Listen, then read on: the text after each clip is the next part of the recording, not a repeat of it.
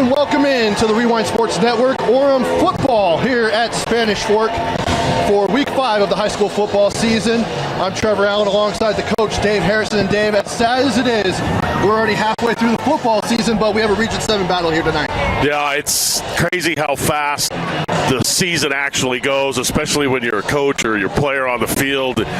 You work and work and work. You know, football's a practice sport. And then once games start, man, it rolls quick. And Region 7's a pretty good region. Springville got knocked off their first loss last week to Orem. I expect Orem will have a little bit of advantage here tonight. They've got some super fantastic football players on this team. And it looks like Orem is going to kick off here. They're wearing the white uniforms with the blue pants and helmets, with Spanish Fork in the home uniforms, and they will receive the kick. And so Spanish Fork coming off of a loss last week. 15-14 against Wasatch. Yeah. Wasatch is off to a decent start. Yeah, and you know, Spanish Fork played a really good first 3 quarters and then lost it there at the end on that field goal. And, you know, they get their hands full tonight, Spanish Fork does, against this Orem team. Orem comes in 2-2, couple of tough losses. Obviously, Lone Peak's one of the top teams in the state, and then they lost one to Rocky Mountain, Idaho. And we are underway here. And I believe that's number 11. Houston Farnsworth. Houston Farnsworth, the junior returner, and he will get that up to about the 26-yard line, and we'll get a look at Spanish Fork's offense led by quarterback Nixon Warren, the junior. On the year for Nixon, he is 55 of 112 for 668 yards, 3 touchdowns and 2 picks. Be interested to see how Coach Smith comes out to start this game. This Orem team's loaded. Historically, you see a lot of cover 3 out of Orem, a lot of pressure. And the handoff. We'll try and get the numbers. We're a little bit farther back here up in the box. That's number 7. That's Jordan Bennell. That's a hardcore run, just straight downhill, little trap action on the guard pulling left.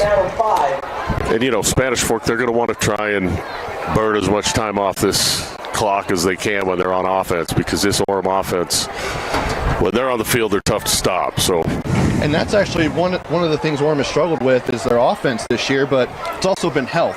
They finally got Kawe Akana back last week against Springville, which is a big weapon. Yeah, he's a fantastic quarterback. He's got a good arm. Been getting the ball out on time. Of course, it's going to take him a game or two to kind of get in the rhythm, whereas he's been out. And Spanish Fork looks like they jumped offside, so they negate the 5 yards they got on first down, which can't really play behind the sticks against this Orem defense. So brings up 2nd and 10 now at the 32-yard line. Or it says 32, it's not the 32. But the lefty, Warren, he'll go up into the pocket. Almost brought down, and this time he is brought down. And that is number 8 for Orem. Jaggy Ione.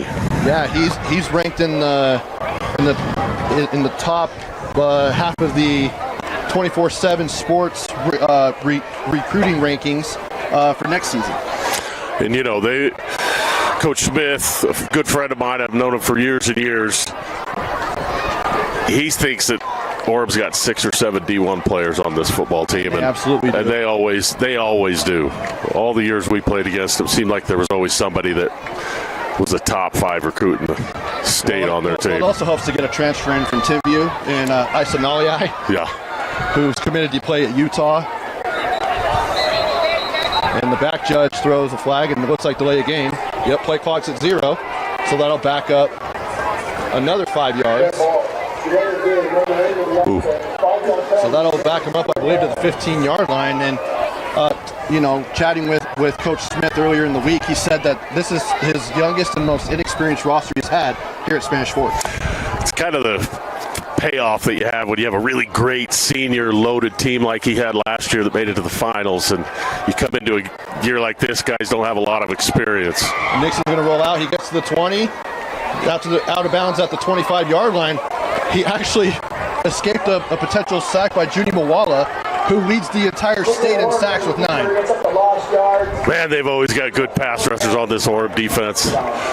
Good job that time by Warren to get outside of the pocket, pick up something. I mean, they were second or third and 20, so 4th and 9, they're going to have to punt. It looks like they're punting directly into the wind. Getting some presents up here, Coach. Probably shouldn't be handing out the popcorn to you while we're on the broadcast. I might have to call this game alone. And then the fair catch, not the fair catch. That was number 26, Beckham Curtis on the return, but probably should have called a fair catch on that. Yeah, especially as an offensive coordinator, the most important thing on punt return is possess the ball. Call for a fair catch and catch the ball. You don't want anything to take the ball away from your offense. You've been standing out there on the sideline waiting to get your guys in. So Orem. Taden Kaava is out here at quarterback, the Alabama commit, along with Conway Akana, who's only making a second appearance at wide receiver this season, the BYU commit. And here's Kaava in the gun. Play action. He'll look downfield, rolls and then throws it out of bounds. It was in the area, I believe, of Mac Ellison, but it falls incomplete. Second down coming up. He kind of had a double post concept there, and the safety was in no man's land. He had 2 guys open, just not quite enough time to get the ball out. Orem likes to put the ball up on the outside, and when you've got guys like they do, it really puts a lot of pressure on a defense. You've got to cover those outside guys, double team. Hopefully you get a safety over the top, but once you do that, somebody else is going to be open. Taden Kaava has already thrown for 849 yards, 11 touchdowns, and 3 picks this season. He'll hand off to Curtis. He'll get up to the 50, and he's breaking loose to the 40, down to the 30. They might not catch him, down to the 10, and he's tackled out about almost into the end zone. Do they call it? Into the end zone, touchdown! Beautiful blocks that time. They ran power right. They pulled the left guard, led with the fullback. Everybody picked up their assignment. That's a nice start offensively for Orem. I thought they were going to tackle him right out of bounds, right at about the 2-yard line, and instead they rolled him into the end zone. Yeah, that's what happens when you do squats in the offseason. You can run guys into the end zone that typically you're not going to get.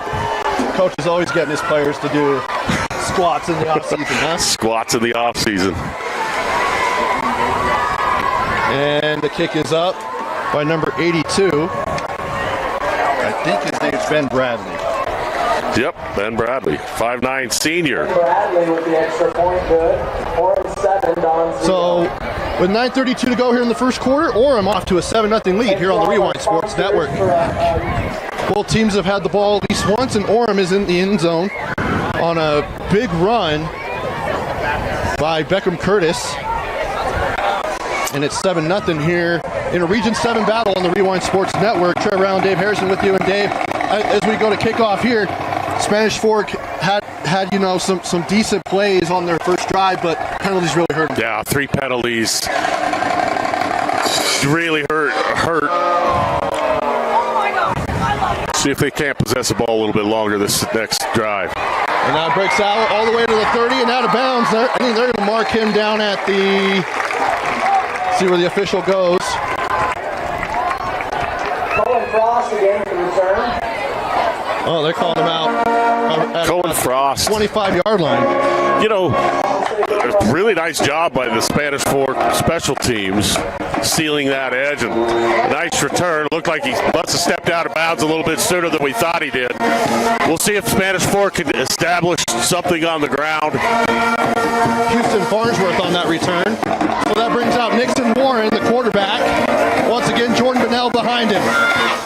Oh, now he goes into the gun, and Bunnell is to his left. He'll take the snap and hand off to Bunnell. And he'll get maybe, he got a little bit of an extra push there, maybe 3 yards on first down. Yeah, not a bad start. First down, picking up 3 or 4 yards. They did this the last series, but then they stuck themselves with a couple of penalties and put them behind the stick. So we'll see if they can continue to pick up 3 and 4 yard gains on the ground. So they give him, let's see, there we go, 4 yards. Scoreboard's a little bit behind. Handoff to Bunnell again. He hops over a defender and is able to get to the 30-yard line. Another nice pick up there. It looked like he might have had a little room to bounce it out to the right side, but that defensive line for Orem is tough to run against. Spanish Fork so far, a couple of nice runs, three positive gains on the ground so far. Just running a little power action and then a trap. Someone to watch for on that defensive line, as mentioned before, Judy Mawala, the BYU commit, had 6 sacks in the season opener and has only had 3 since, and I say only 3, but so he has 9 sacks on the season. He's right there on the right edge, and on cue, he wasn't the first one to initiate contact. That was number 4, MJ Bateman, the junior. Isaac Vaea came on a blitz. Pretty good job of stepping up, picking up the blitzer. Maybe needs to step a little harder forward because he was coming hard. Pushed him right back into the quarterback's lap. Really nowhere to go there. And another 3 and out here for the Spanish Fork offense. But just a handful of these Spanish Fork kids have really seen any varsity time before this year, and so almost blocked, but able to get the punt away. A nice kick there. And it gets a nice roll for Spanish Fork to the 35-yard line. Yeah, about a 45-yard kick there. 35, 40-yard kick. Not bad for almost getting blocked. Yeah, and into the wind. Talking to Coach Reynolds prior to the game, he was telling me that, you know, his defense was what he was really excited to see this season. Compared to last year, it's a huge upgrade because they've got a lot of guys. But also, you know, of what he wanted to see is his offense being able to execute more. He feels like that's kind of been their issue, especially last week against Springville. But he said that they didn't really have a problem when they went up to Idaho. Yeah, that Idaho game is probably a game they felt like they should have won. And that is to the outside, number 18 to the 50, down to the 40-yard line. He's pushed out of bounds. Max Stonebreaker. Not just receiver, but running back. And Stonebreaker's been one of the top weapons for this Orem offense. Yeah, they're loaded. They've got guys, they can go deep. They've got guys that catch the ball across the middle, and their run game, as we've seen already tonight, looks really good. The running game has looked strong so far for this Orem offense. Here's Kava in the gun. He'll drop back. He's looking. Got the over route. And just throws it just below Kai Wesley, the Baylor commit.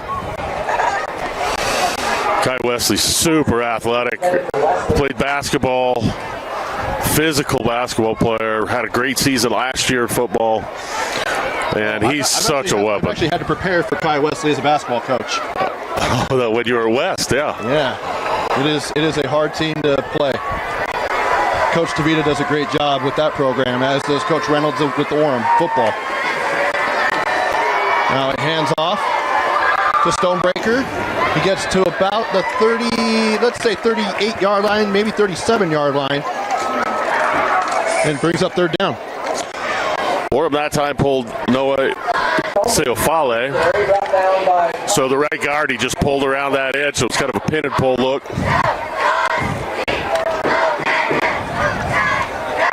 So 3rd and 7. The first 3rd down of the game here that Orem will face. Really light box here, 5 men. They're dropping back in coverage. He went to Kawe Akana, but nice break up there. Trying to get his number. The numbers are not broadcaster friendly. Let's just say that.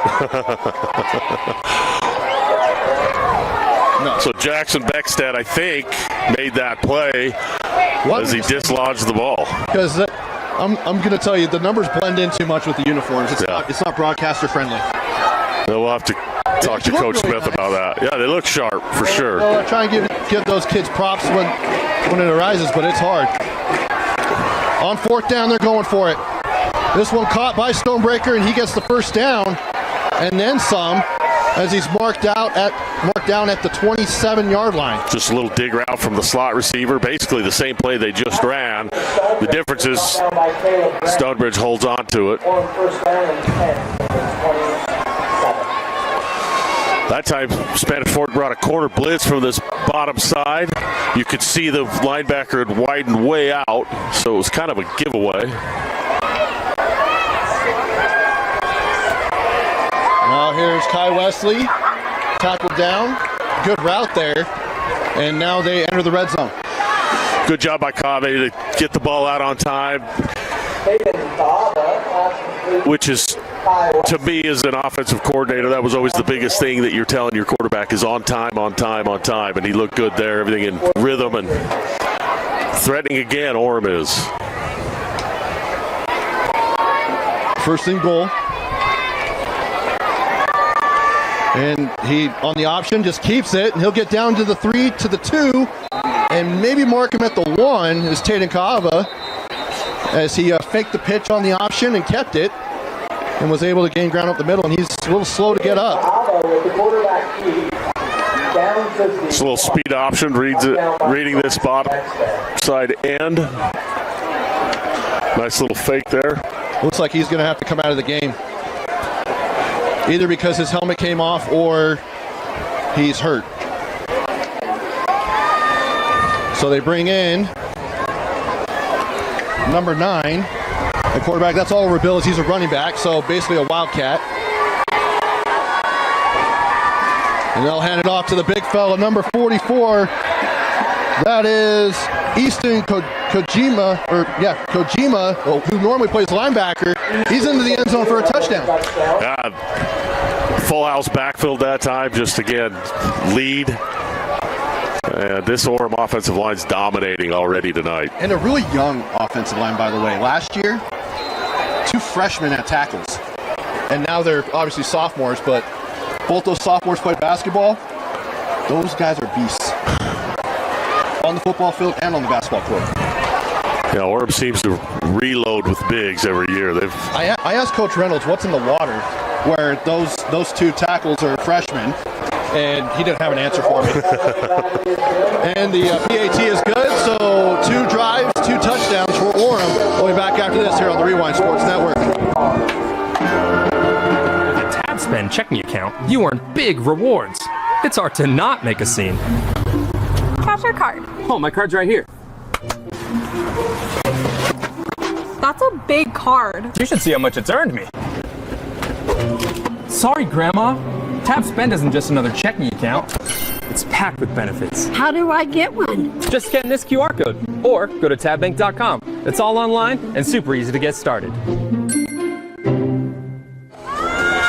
Welcome back, 14-0 Orem here at Spanish Fork for Region 7 action. Trevor Allen, Dave Harrison here with you. And Dave, two drives on offense for Orem and 2 touchdowns.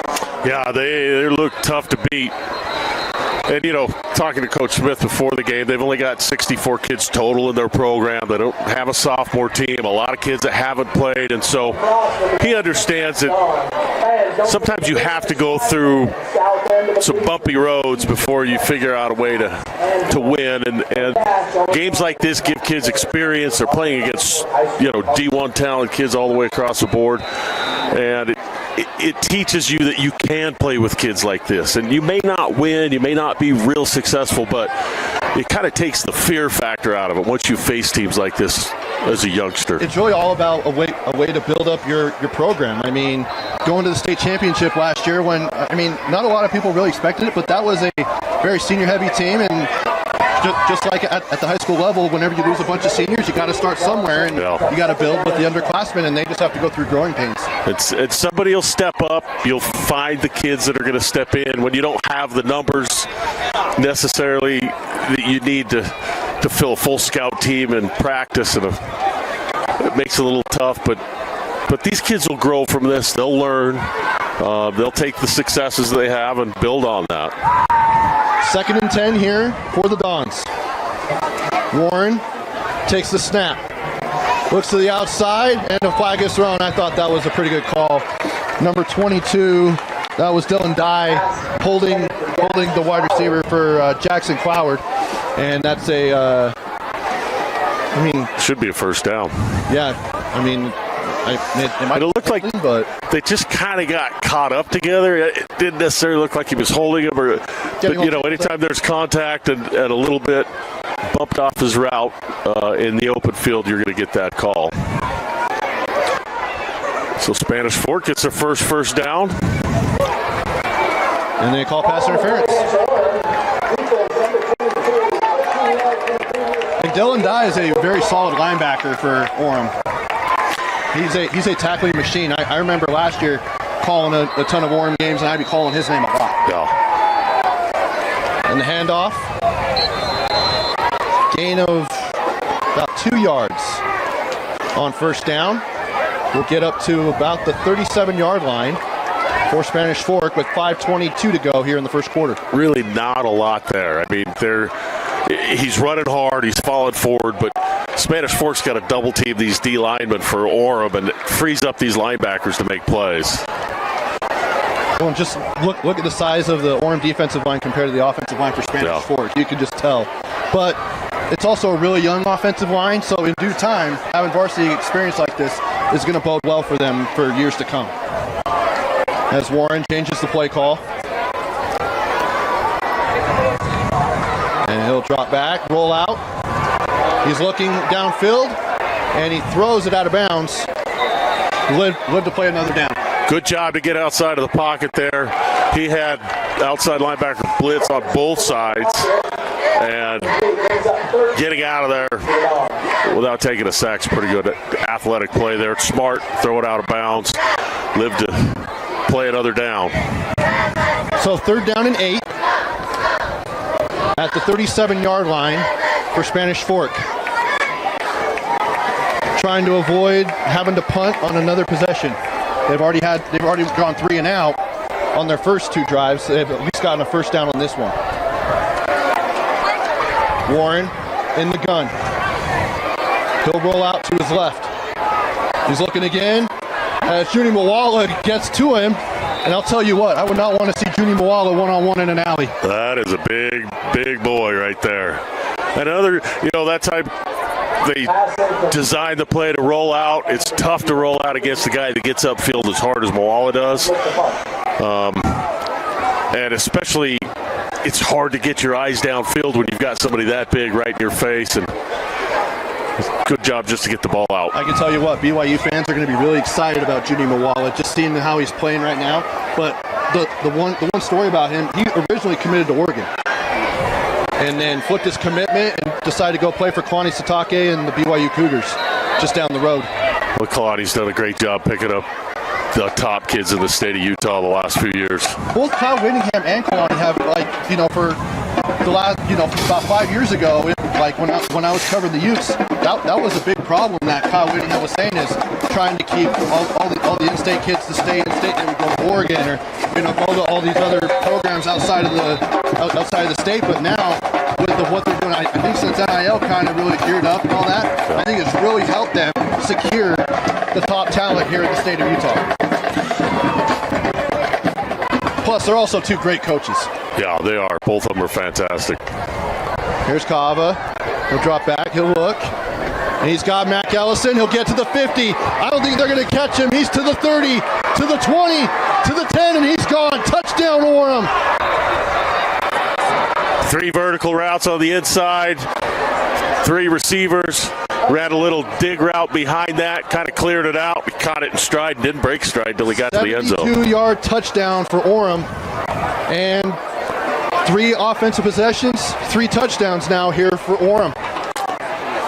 Good throw there, too, Kava. Got the ball out on time, hit him in stride. After that first drive, he had a couple of balls that first drive that were maybe a little behind the receiver, but he looks like he's in a rhythm now. And boy, these guys get rolling. They're going to be tough. Coach, when you were calling plays, how often would you try and rely on that slant route? Because when they're in man coverage, it's hard to guard. I love the slant route. I love it.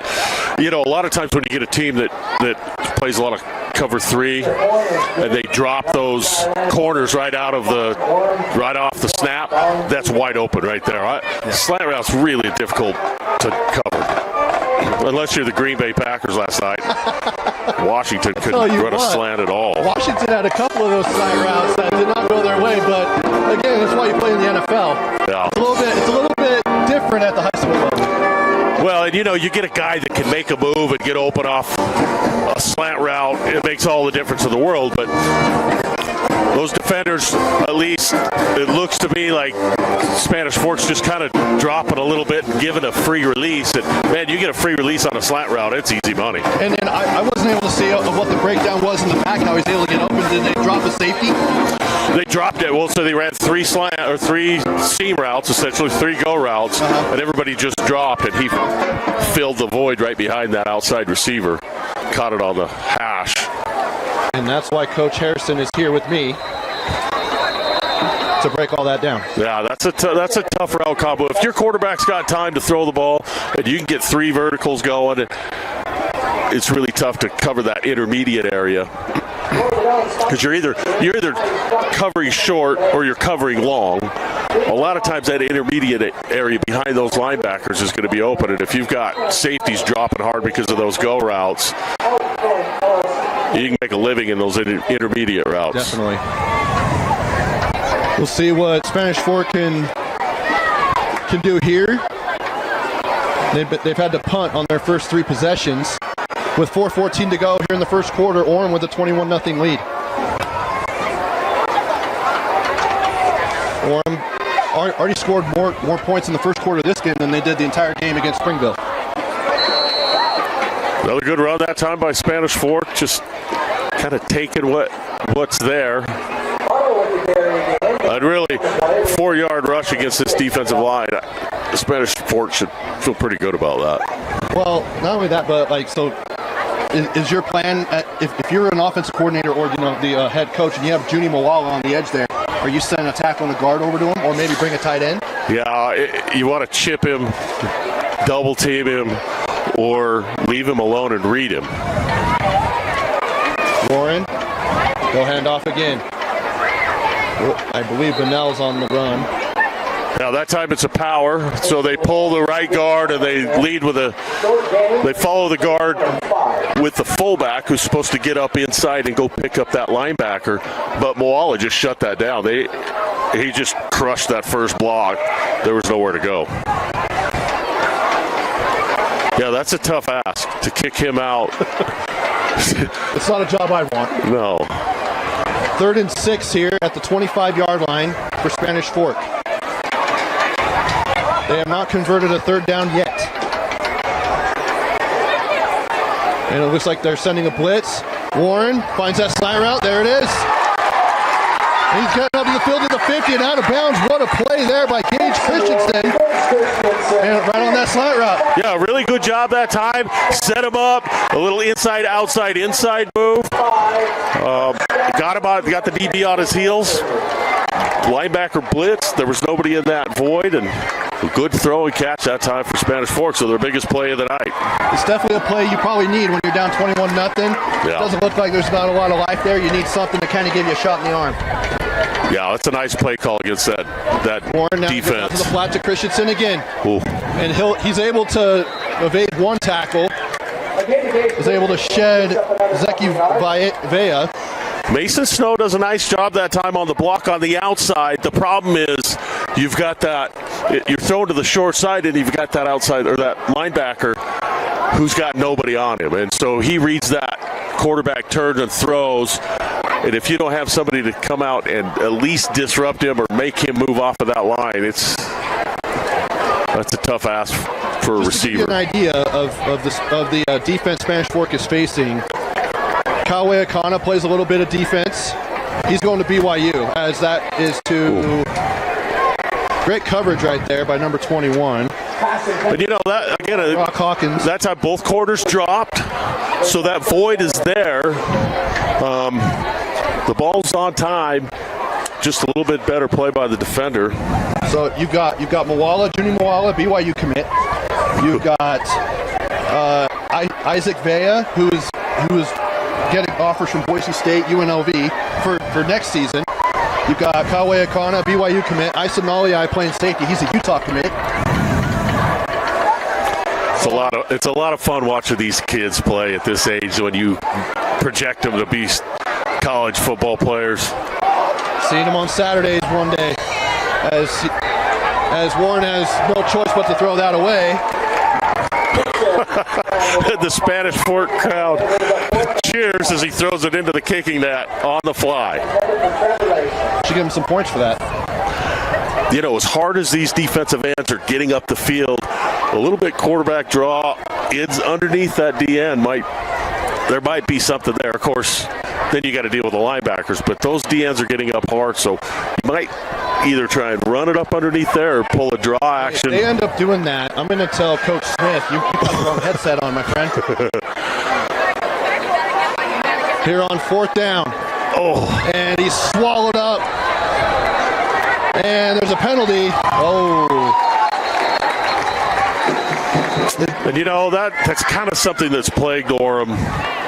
Motif. Our penalties, right? They're not necessarily plays the other team are making it, but they're making mistakes and you know, I think they're going to call a face mask.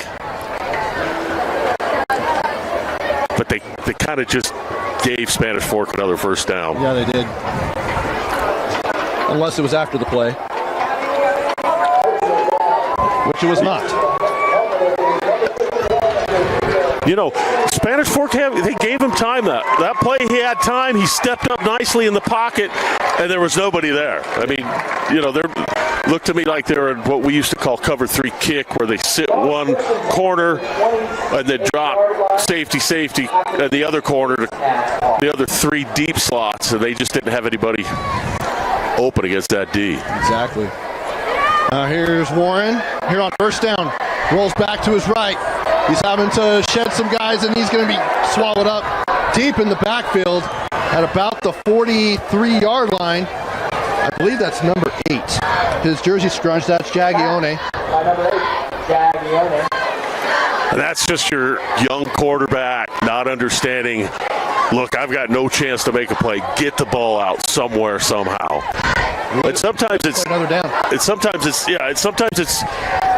you're dropping back, and instead of trying to reverse pivot out of it and get outside of those guys, you have to understand they're such good athletes that your best bet is just north and south and take what you can get. Yeah. 59 seconds and counting here in the first quarter. Spanish Fork, 1st and 22 now. Or excuse me, 2nd and 22. Holy cow. Warren having to get out again. Doesn't have a lot of time in the pocket, and he throws by Christensen on the sideline. Stays in bounds, and he's able to gain some yards. And he's probably back to the original line of scrimmage, but still, what a play. Yeah, fantastic play. A great job keeping his eyes downfield. And Gage Christensen makes an acrobatic play between 2 defenders. Come down with that. Gives him a chance now, 3rd and 7. And, you know, that time Orem brought 5. So they've shown a couple of different blitzes. They brought both outside linebackers when they've got that 3-man front. And they've come inside once or twice. So now they're pressed on the outside. 3rd and 8. Warren was trying to get to that halfback screen to Bunnell, and fantastic play call. The whole defensive line. There were 5 blockers for 1 defender for Orem, but just unable to complete the pass. Good play call there. And that's another thing you've got to do against a defense like this. You've got to have some counters, use their aggressiveness against them, right? You get them upfield, go underneath them. Just unable to complete that. Try and catch Orem, because right now they're in that mode where there's a lot of plays to be had, and maybe get a little over aggressive. I'd go on 2 here. Oh, yep. Mawala getting a little antsy there on the line.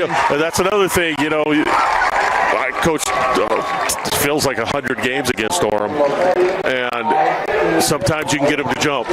You know, sometimes that discipline, they've got those ears pinned back. They're looking to go get that quarterback. They know they're going to probably throw the ball. Just unable to hold their water there. We'll see if they go on 2 again. I don't know. So 4th and 8 turns to 4th and 3. Yeah, much more manageable.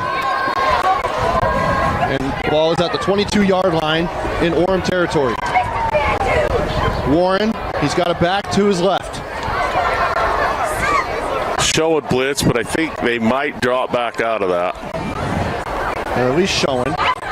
Yeah, and one back goes, and then he comes back up to the line. Showing blitz, and it looks like there is a blitz. Oh.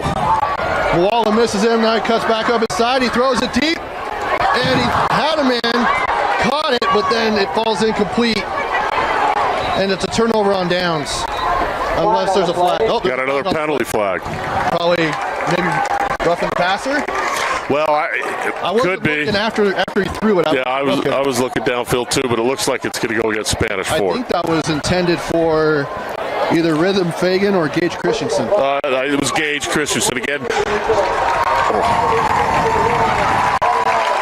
was. So penalties on Spanish Fork's first drive was hurting them. Now it's helping them. Yeah.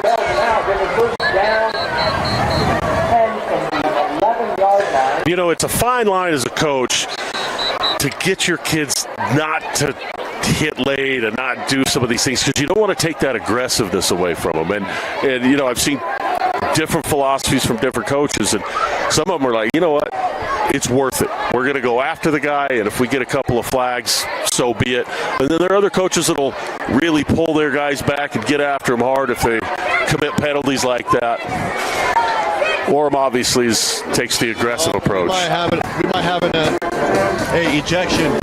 Both coaches, Coach Smith and Coach Reynolds, are meeting with the officials. You know what that means. Yeah, somebody said one of those words. Someone said a bad word. That means he's going to be ejected and serve a 2-game suspension. You know, I watched the evolution I started coaching high school football in 2007. So for 17 years, you see the evolution of the late hits, of the helmet to helmet, of defenseless players, and now there's words that you can't say, and it's, you know, it's some communities, these kids say that. They say those words all of the time, and so to get them to stop saying those things in the middle of a competition, you know, it starts from day one. You've got to just really emphasize that. Well, the officials didn't say anyone was ejected, so I think we're okay. Maybe it was a warning. It must have been a warning and just said officials timeout. There's 11 seconds on the clock here in the first quarter. So maybe it's just hey, go talk to your guys, tell them to watch their mouths, because for this year, the UHSAA has a zero tolerance policy. Yeah.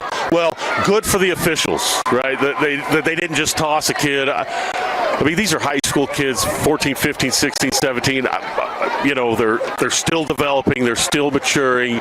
You got to give them a chance to learn from their mistakes. And so I like that they didn't call a flag, call a penalty, or kick anybody out there. So 1st and 10 at the 11-yard line. Here's Warren. Play action. Goes to Christensen. Almost caught it again. He had it bobbled once, but couldn't haul it in. Well, he ran a play action, and there was nobody on their running back. He could have walked into the end zone. Brock Hawkins was on the coverage there for Orem. You know, they really like going to Gage Christensen. He's made a really great, nice play on the sideline. He's had two pretty good plays. Yeah, and whereas he's always to the quarterback's left, I think with being a left-handed quarterback, the ball's going to, your tendency when you get pressure is to run to your strong side, your throwing side. Warren, he'll hand it off. Little different look that time. The first down play, Orem was sitting in a cover 2. That time they were in a cover 1 man, added a safety down into the box. So that is the end of the first quarter. Orem with a 21-0 lead. We'll be back for the second quarter after this here on the Rewind Sports Network.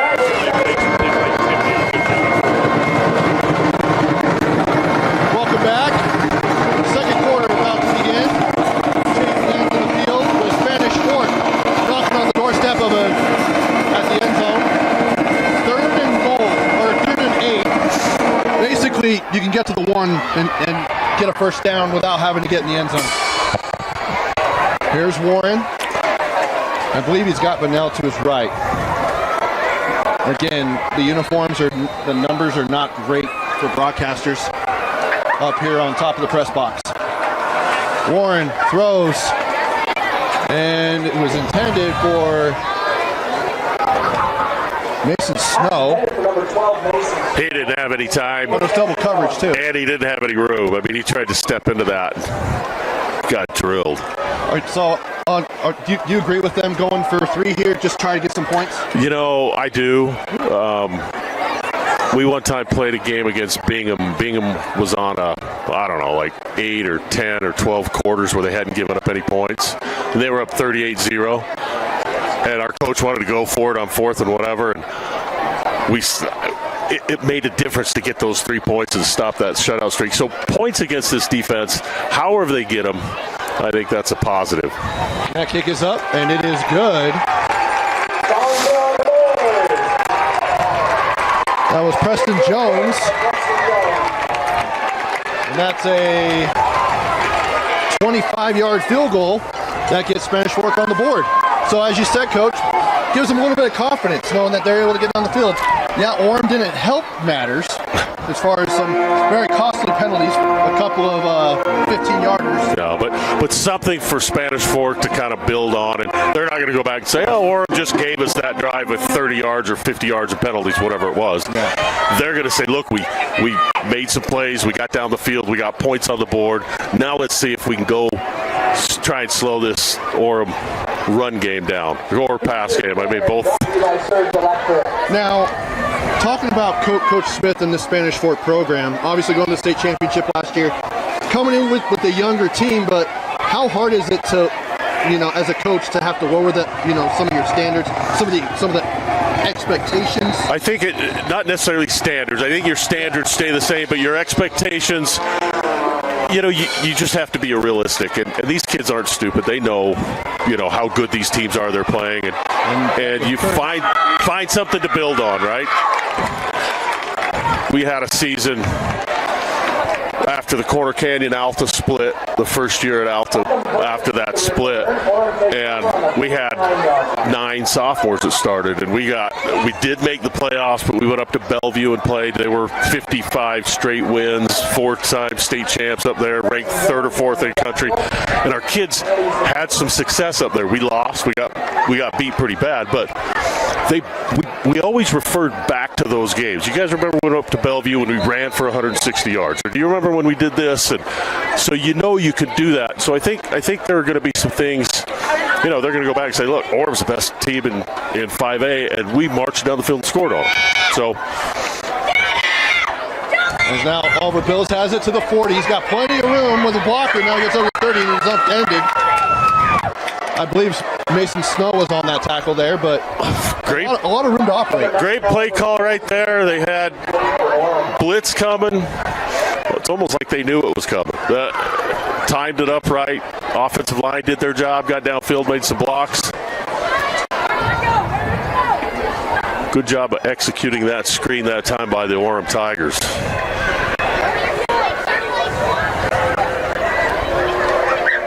Now here's first down throw to Kawe Akana. Hurdles the guy, and then he's still not down, and he goes to the outside to the 5, and he goes into the end zone. Touchdown. Oh, what a play. What you thought he was down a couple of times, there is a flag on the play. Oh, wow. Clear into the backfield. And he put that in a really tight window. There was a DB and a linebacker right there. I thought it was going to get tipped. Kind of makes a nice catch. I thought he was brought down like 3 times. Yeah, man, it's fun to have a guy like that when you're calling plays, because you know that if you ever have him one-on-one on the outside, it's almost an automatic. Check to him and go to him. It's kind of like playing Madden. As soon as you see a one-on-one with your number 1 wide receiver, you audible. Yeah. Route. Yep. Send him streaking. We had a kid, DeAndre Randolph, it was an auto check. If there's no safety help over the top and it's not 3rd down, you can go to him every time. Yeah. Then he had 1,500 yards receiving that year.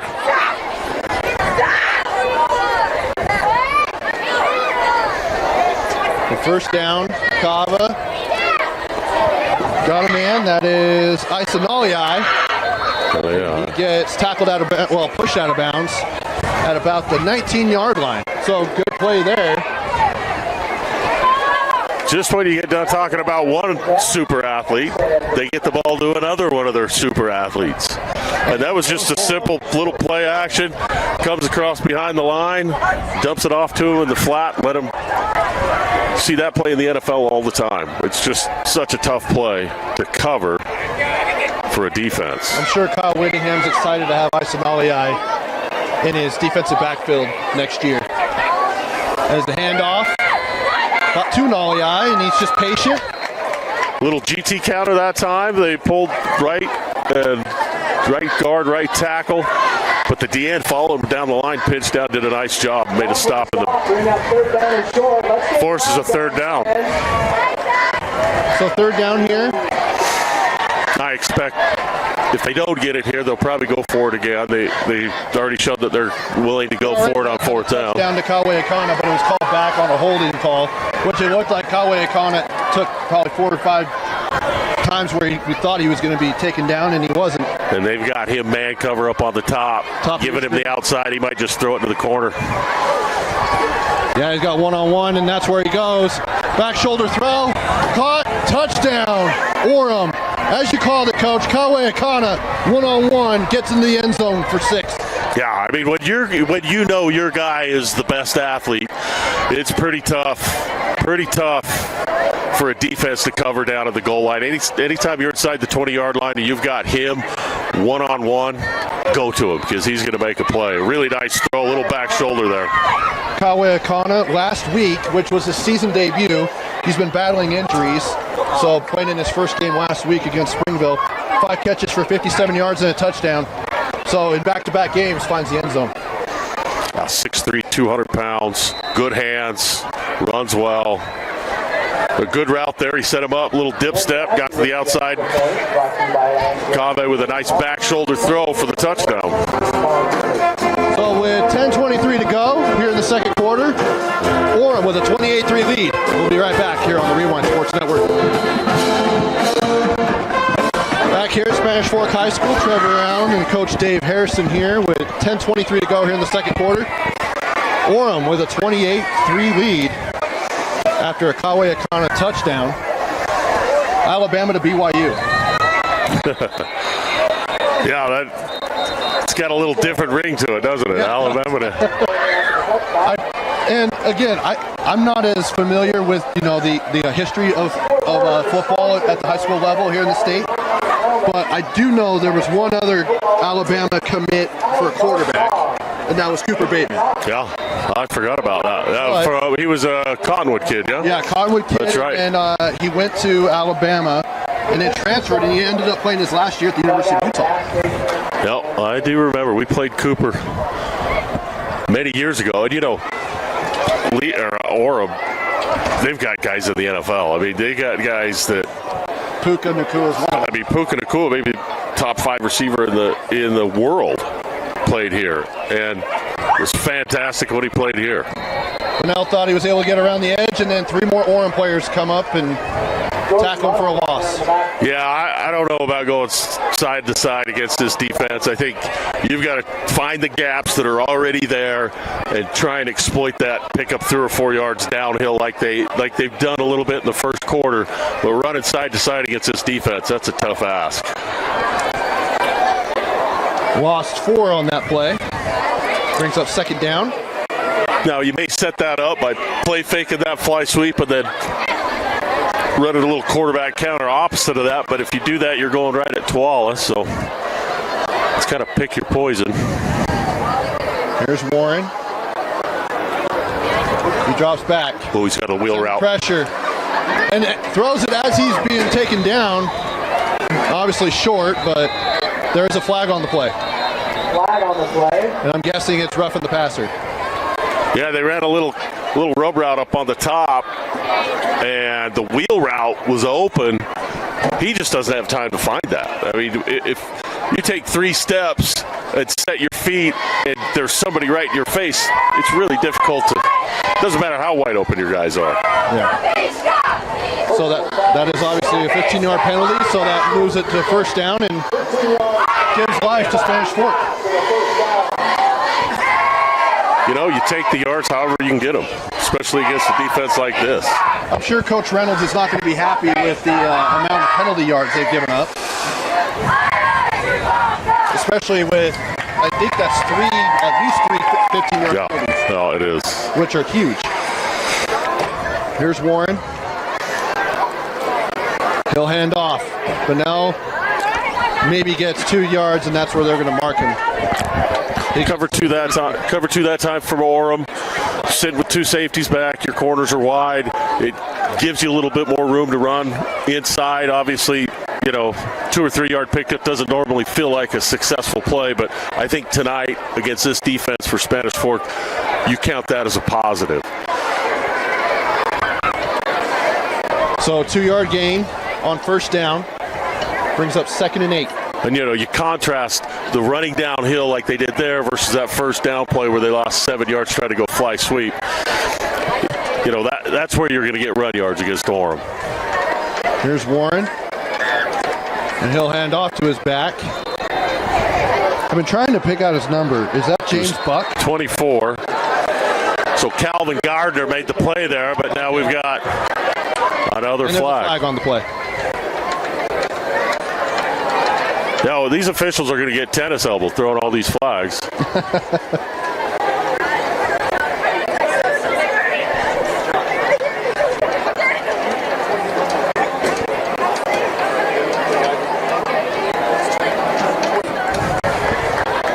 So James Buck on that run.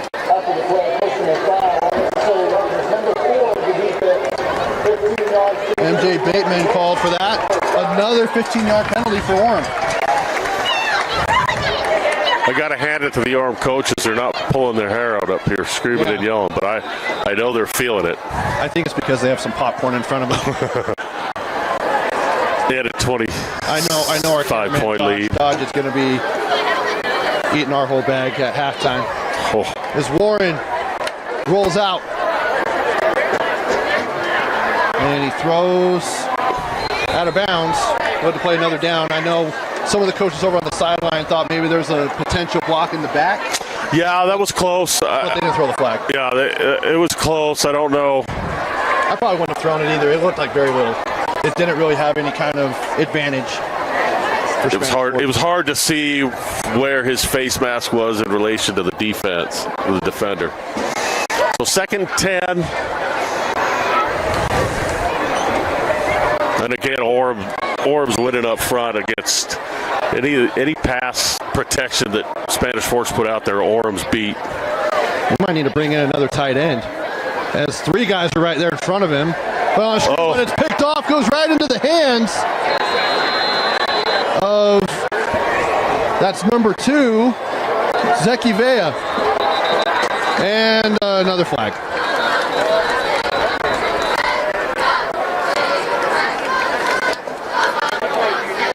Probably going to be an unsportsmanlike penalty. So if it happened after the change of possession, Orem will maintain possession. They'll just have to start probably about their own 45. After the play, unsportsmanlike conduct. Number 2 for the 15-yard penalty. First down.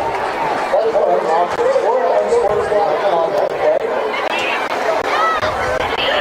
4 unsportsmanlike conduct penalties is what we just heard. Wow. That's tough. I mean, obviously, what do you do? What do you tell your team when you're up 28-3 in the second quarter and you've got 4 15-yard penalties? You want your kids to learn how to not only lose with class, but win with class. Win in a way that shows respect to your opponent. And sometimes these kids just lose their head a little bit. Kava goes up into the pocket and a flag is thrown, but he's taken down at the line of scrimmage. Holding?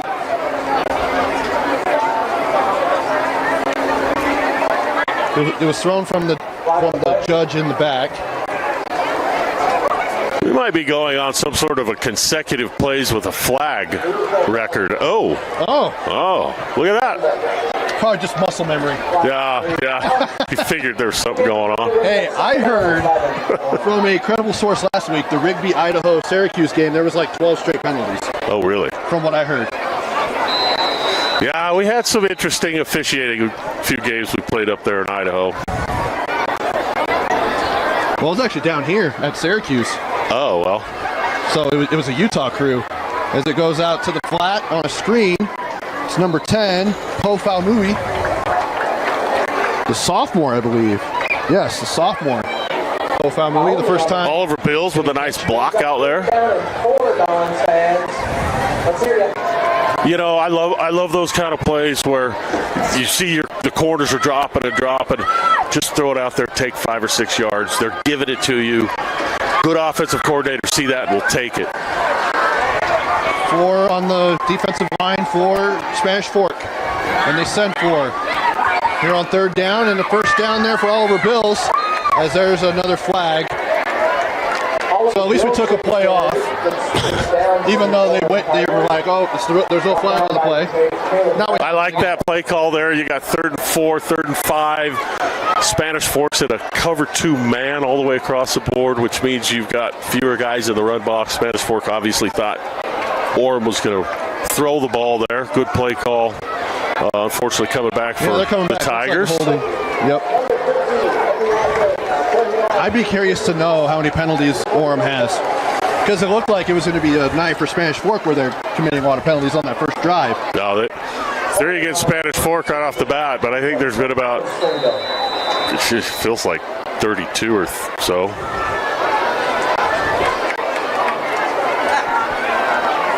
We'll have to get that number at halftime. Yeah. The penalties and yards.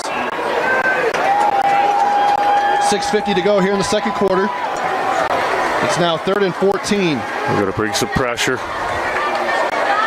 Kava throws. He's got Kai Wesley to the 30, and he's tripped up. A touchdown saving tackle there by number 3, Rhythm Fagan. But Kai Wesley, nice run there. Pitch and catch. Such a tough play. You play action that. You bring the linebacker out of that hole. Tight end feels it right behind him. Quarterback does a nice job delivering a strike.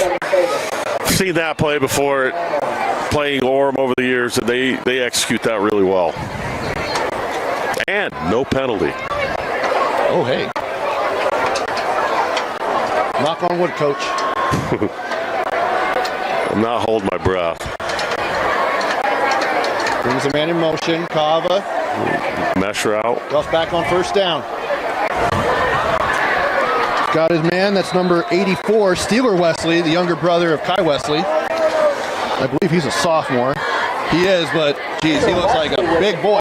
That's an old brother. An old Lavelle Edwards concept right there. That mesh where you bring your 2 slots and run them about 5 yards across, and then a little dig route behind it. He just waited for him to clear that outside linebacker. He was wide open, had time to throw it. Good ball there.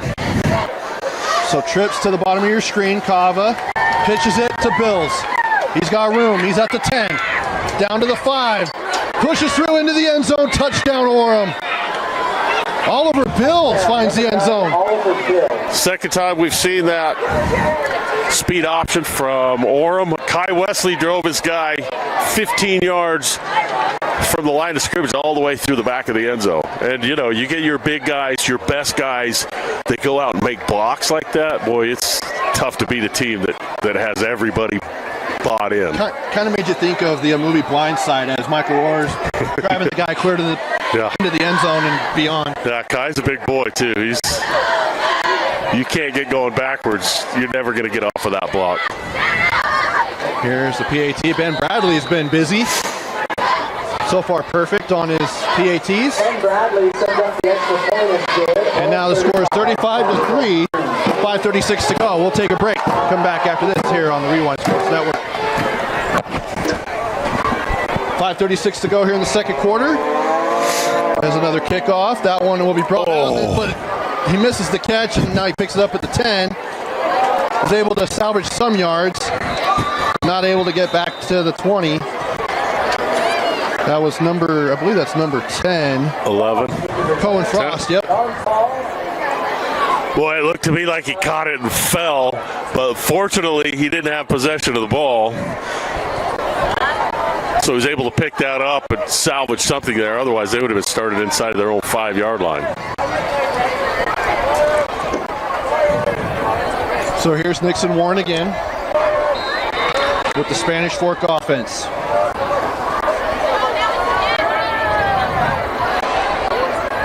They got an extra down lineman on Junie Mawala's side of the line. He brought a tight end on over there. Oh, he looked like a lineman, but his number is not. Apologies there. That tight end looks like an offensive lineman. Well, they all kind of look like defensive backs when they're next to Mawala. I mean, that's a big kid over there. Even if you double team him, he's still pushing that offensive line back. I might have to bring in 2 tight ends just for that, but then you lose some weapons on the outside.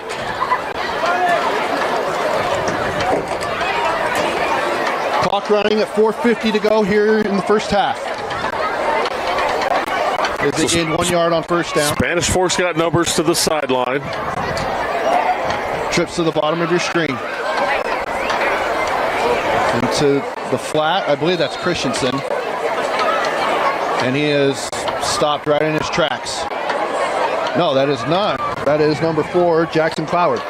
Boy, that's... Jackson Cloward with the pass. I mean, I know why he makes that play call. He's got numbers over there. He's got more guys than they have defenders just because of the way Orem plays they're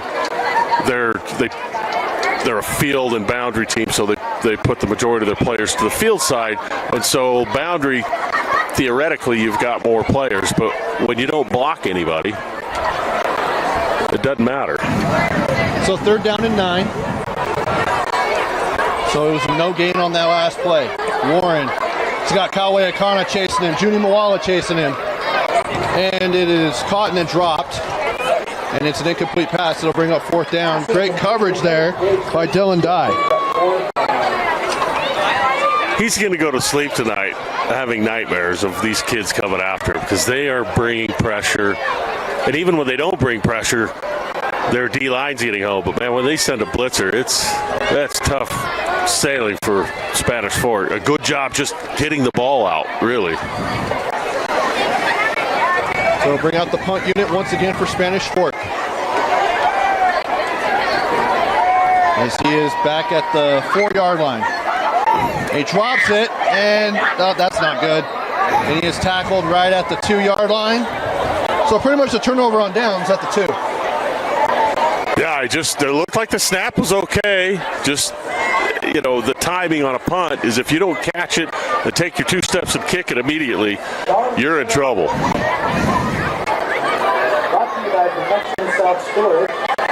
Great job that time by Orem Special Teams.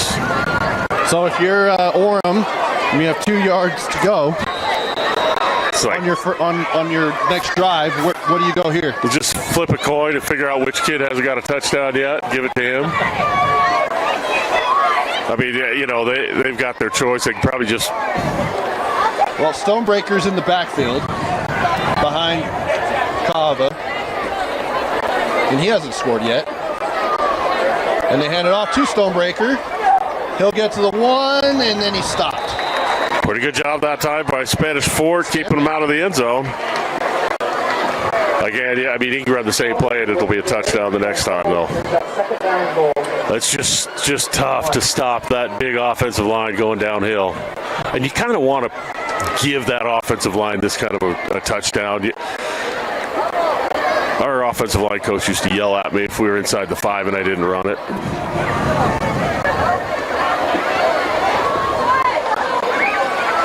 Stonebreaker once again, this time goes in untouched. Touchdown, Orem. Stonebreaker again with the carry. Touchdown. First time for Stonebreaker tonight. I like the last possession or so. A little bit more sportsmanship between the 2 teams. Orem kids helping up Spanish Fork kids and vice versa. So maybe we'll get some of these personal foul issues behind us.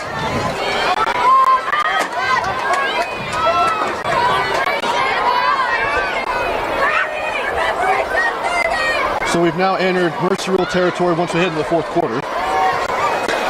Actually, once we get to the second half. So as soon as we get to the second half, it'll be a running clock. Oh, yeah, it's actually in basketball where it's fourth quarter. Yeah. See, sometimes I have basketball still in my mind, even though we're not there yet. PAT is once again good by Bradley, and we'll go ahead and take a break with 3:04 to go here in the second quarter. Yeah, it'll be running clock. 3:04 to go here in the first half, and it is all Orem, 42-3. Trevor Allen, Dave Harrison here, and Dave, let's chat for a minute. Oh, looks like the coaches are out here again. Both head coaches, so we'll see what's going on here.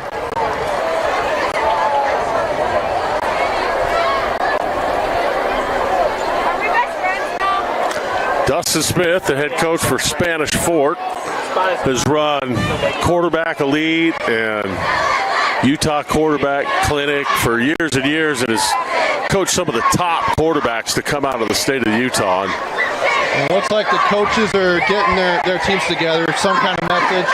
Maybe it's about sportsmanship. It's hard to speculate, but they're allowing the coaches to gather up with their entire team and talk to them. But Coach, I wanted to ask you, now that we're at about the halfway point of the season, we've kind of got an idea as some teams have already had a couple of games in region play, but let's kind of go up and down, as far as 5A, 6A. As you could probably say, Corner Canyon, Lone Peak, Sky Ridge are kind of the favorites in 6A. Where'd you kind of see that? I mean, that region is a gauntlet. Yeah, I really like Sweetwine at Sky Ridge. He's a different quarterback this year. He's getting the ball out on time, and when he doesn't have anywhere to go with it, he pulls it down. So I know Corner Canyon's ranked first, and everybody loves them, and they've got a great quarterback and a great coaching staff, and they just reload every year. But I don't think it's a runaway. I think Lone Peak, Keppa's back at quarterback. He's going to play well. And Lone Peak, they believe in themselves. They believe they know they can beat Corner Canyon because they've done it. Sky Ridge, the game I watched them play, they looked fantastic. And so I think it's those three teams. Lehigh maybe is a little step below those guys. The team that I was impressed with, at least their offensive and defensive lines, was American Fork. Mm-hmm. And I don't, not a lot of talk about American Fork, but I really liked what they did fundamentally. They look good. They didn't make a lot of mistakes. If they can get solid quarterback play, they might have a chance to surprise one of those top three teams as well. And, at Mountain Ridge, obviously, they might be a little step below, but they surprised Lehigh and beat Lehigh. A brand new coaching staff, and they're having to break in a new quarterback. Yeah, but they're good coaches. Nick Robbins is a fantastic coach. He does a really good job over there. The community seems to really like those guys, and it'll take them a few years at Mountain Ridge to get things up to that level, but I've got all the confidence in the world. With all the growth they've got out there, Mountain Ridge will be a team to contend with over the next few years. I think those are the class. Those are definitely the class of 6A. And 5A, we're watching one of them right here. And then there's two others you and I talked about off air in Fremont, who you and I saw last year, in that region championship game, which no one really expected Fremont or Farmington to be in that Region 1 title contention. And then West High School as well. Yeah, Fremont is a great story. Nate Tuatagaloa and Ben Moa, those guys that are coaching up there, I actually coached those guys years ago. And Celeste Moa is for real. And he's the kind of player that can take over a ball game. If you don't take him out defensively, schematically, he's gonna beat some teams. Just between the quarterback and Moa, Tuatagaloa and Moa. So I like Fremont a lot.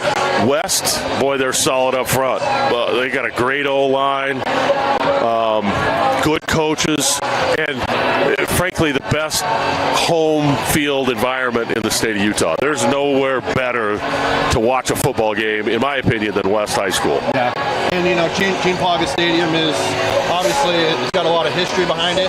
As there's a Spanish Fork player down, it's an offensive lineman. So we'll keep it here though, as we just chat some season stuff, through 5 weeks. But it's interesting because Fremont moves down a classification, moves into 5A, and instantly becomes a state title contender. Potentially, probably going to see him up at Rice Eccles, either in a semifinal, potentially a championship game. Yeah, they've got a year under their belt so this is their second year there. The coaches of Fremont, the kids understand what's expected of them. They've gone through that off season again. They had enough success last year to be confident in what they're doing, and they work hard in the weight room.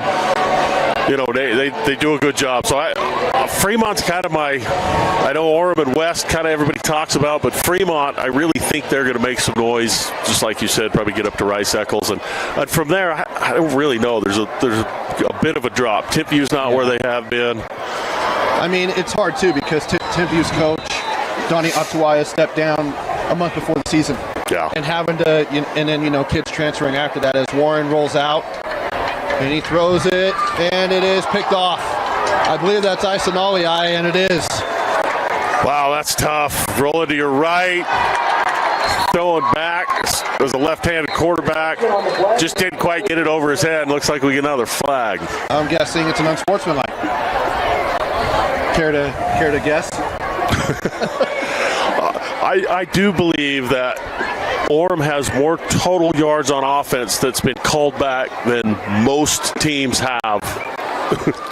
Just regular. I mean, total offense on their side. If it shows that they got 500 yards total offense, they probably had about 750 yards total, with a couple hundred getting called back. And tonight, I'm pretty sure they're hitting the 100-yard mark for penalties already, and we're not even at halftime. 2:37 to go. When I first started coaching at Alta with Les Hamilton back in 2007, if we had these kind of penalties, we were staying after the game and running ladders. I mean, you just can't allow those to be acceptable, even though it's not going to affect the outcome of the game at all, at least not this game. Eventually down the road, there's going to be a game that you're in that 15 yards is going to kill you. Well, I mean, imagine in this game being what it is, but when, in a couple of weeks when Orem takes on rival Timpview, obviously it's going to be a little bit higher emotions as Steeler Wesley cuts in and out of traffic and gets up to about the 43-yard line.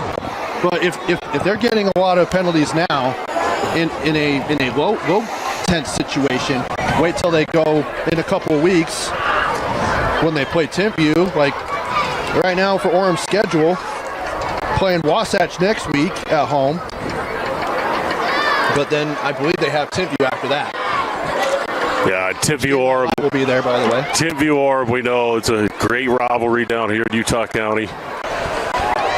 As Naliai breaks all the way through and he's to the 20-yard line, he is blasting through and gets down to about the 1-yard line. But my goodness, did he have some speed on that? Hit the hole hard.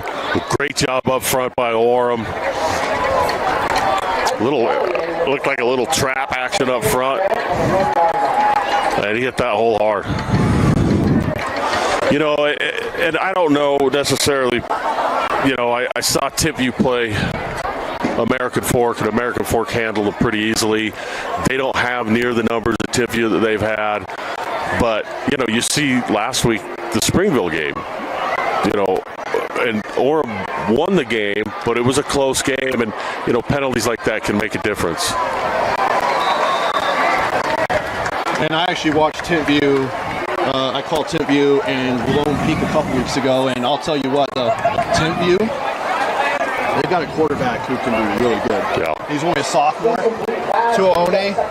Right now, they have him listed, at least as of right now in the 2028 class, they have him listed as a 4-star. Wow. So, Well, and if Also play as a wide receiver as well. and if they can get some blocking up front, tip view, that'll bode well for them. They struggled in the game I saw. American Fork, their defensive line just dominated the tip view O-line. But, American Fork's 6'8" team, and they're pretty loaded up front. Pulling out, Kaaba. Got a man in the end zone, and it's incomplete. I believe that's Stuart Wesley. Boy, he had a back right at the goal line, wide open. That's who I thought he was going to give it to. I thought he was going to catch it over his helmet. Yeah, he almost lost him. Just because of how tall and big he is. What's Stuart Wesley listed at? That kid's got to be at least 6'2". And for a sophomore, he looks as big as his brother, and he's 2 years younger than him. Those are big kids. The Wesley household, I'm sure, goes through a lot of groceries. Little run right here. Goes to Naliai, and he spins and rolls his way into the end zone for a touchdown. So spreading the love for Orem as Naliai gets a touchdown. Hey, nice job that time. A little run blitz from the backside. Spanish Fork linebacker just unable to finish that tackle, and AI with a nice run there. Gets into the end zone. We're up to 49 if he makes this. That's a big first half. Very big. 21 points in the first quarter, and then 28 here in the second with that PAT. So with 1:07 to go here in the second quarter, Orem with a 49-3 lead.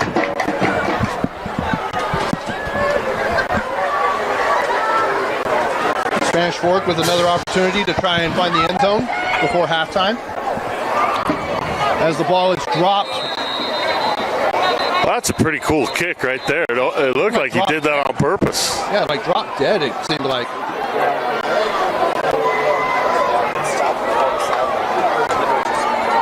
Did it go out of bounds, though? I think Spanish Fork picked it up and stepped out of bounds. So a foot out of bounds. Oh, yeah, so they bring it down to 40, right? Is that what he did? Yeah, which pulled here by a Orem coach. That's smart play. Unnecessary roughness. Okay. On the receiving team this time. Spanish Fork get a little payback. A 15-yard penalty on Spanish Fork. That ball stopped right next to the sideline, and if the kick returner puts his left foot out of bounds and touches the ball, that ball counts as being out of bounds, and they're going to get the ball down at the 35. But the penalty negates that. 1:06 to go. They're at their own 10-yard line. Here's Warren. He'll hand off to Buck. He's tripped up, but a good first down run there. Guessing a gain of 6 or 7. Really fantastic play there. Good job putting his foot in the dirt and getting upfield. Good job by the right side of the Spanish Fork offensive line, just blocking down. But I'm not sure if all of the starters are still in on the defensive line, but typically your starters are going to stand. Moala's still there. I'm guessing we won't see him in the second half. Same play. Again, Buck, and this time he is stopped at the line of scrimmage. Just ran lead there. They're trying to get out of here. Let the clock run out before the half.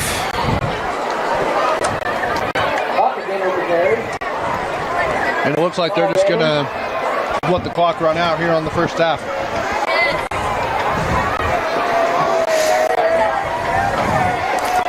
Couple nice little runs there for Spanish Fork. I know it's the end of the half and they didn't get anything out of it, but maybe something to look forward to going into the locker room at halftime. At the half, Orem with a 49-3 lead. We will take a break. We'll be back with second half action here in just a bit here on the Rewind Sports Network. I'm Austin Strong, CEO of Tab Bank. As a former high school athlete in the state of Utah, I recognize how big of a role high school sports can play in developing student athletes' lives, even outside of the sports they play. For me, high school sports taught me how to work as a team, how to lead through adversity, how to share success, and how to face all challenges. While I didn't become a professional athlete, it was these skills that gave me a head start in life after my high school career was over. That's why Tab Bank is proud to sponsor KSL Sports Rewind's mission to highlight and promote student athletes and the communities in which they play. As a proud Bonneville Laker, I know the importance of the role a community plays in the success of a team, and I wanted to create a banking environment that gave our customers that Friday Night Lights feeling of community and togetherness. Our goal is to provide you a premium banking experience that will help aid you to accomplish any goal that you have in your life. We believe that whether you are a heavy favorite or the battle-tested underdog, Tab Bank can provide you a winning game plan for any of your financial needs.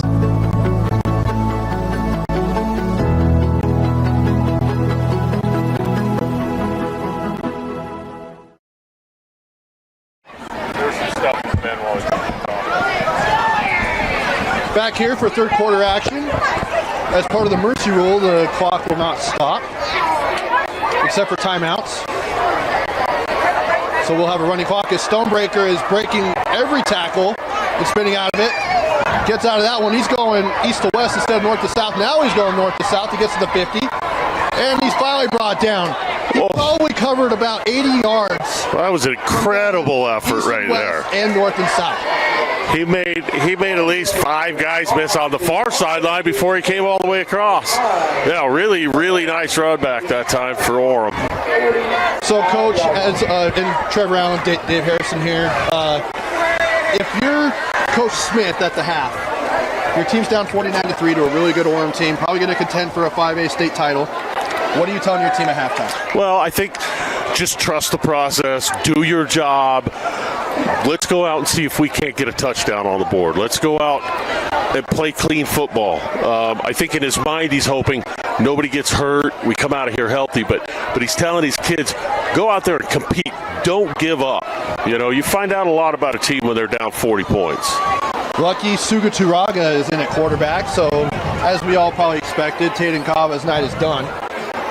Yeah, he had a fantastic game, really, other than maybe 1 or 2 throws early that he was a little bit behind and a little bit late. Otherwise, he played a fantastic first half. But also a really good opportunity for Lucky. He's a sophomore. Yeah. Getting some varsity reps at quarterback. Well, and you never know when you're going to need him. You know, there's years where we lose a quarterback in practice or in a game, and you'd have to come out, you know, with one of your backups, and it's nice to have them already have some game experience. And that is number 15, Matt Christensen. On the tackle. Good job just to get back to the line of scrimmage. He caught the ball about 5 yards deep. Not quite as smooth with the timing in the backfield, but you got your backups in now. Yeah, we'll see who Spanish Fork rolls out. Some of their quarterbacks. I believe Håkan Rasmussen is a freshman. I think he's the backup. Really nice throw there, a little play action. Hit him in the seam.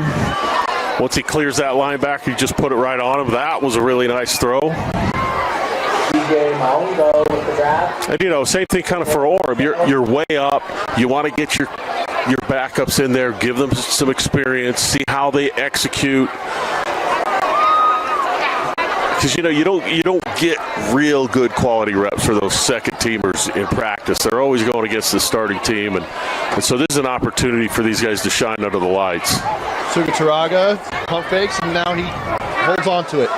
To the 20 and down to about the 23-yard line. A good little run there by Suga Turaga. Yeah, smart. You like to see your quarterback recognize, hey, there's nothing there, and make a quick decision, pull the ball down and run it. A lot of times they take an extra second or two trying to find somebody down the field, and that pocket collapses.